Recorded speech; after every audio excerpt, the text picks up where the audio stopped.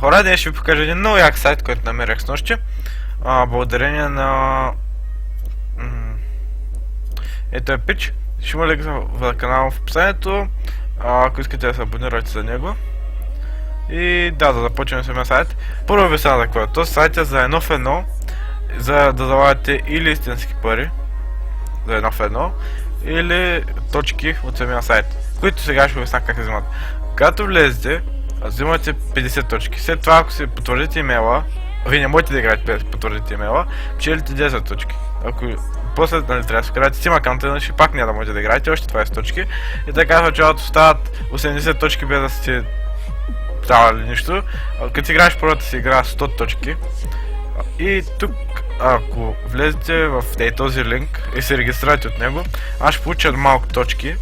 Затова, ако ще регистрирате, моля регистрирайте се от този линк. Ако не искате да ми помогнете, просто махнете инвайт на частта и служете това. Така, да започнем. Може да вкарате пари от PayPal, за да можете да играете за каш. Пари, които мисля, че... Да. Сайтът е спрятош, като аз съм в него. Добре. Добре, можете да играете за пара. За кеш пара. И тук може да си вземете после парите пак в PayPal. Не може да си купувате с тези пари скини, нали, докато са в сайта.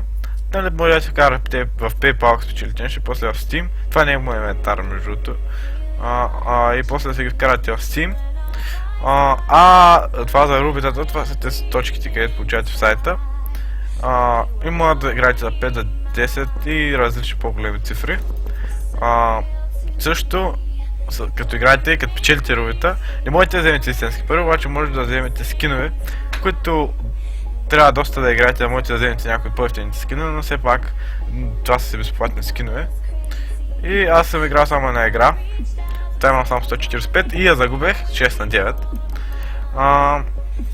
9. Да, и това е горе-долу сайта. Надявам се да ви е харесало. И сега част за тези, които ги интересуват за канала. Ако се чуете защо не съм качвал клипи отдавна, е защото нямам никакво свободно време. И мисля, че на следващите дни ще има малко повече време за качване. И ако искате да играем, мисля, че тук може да се добавят хора в приятели. Да, може да се следват разни хора. Ако искате ме последвайте, не знам какъв е смисъла, обаче ако искате. Надявам се клипа да е харесал, чао!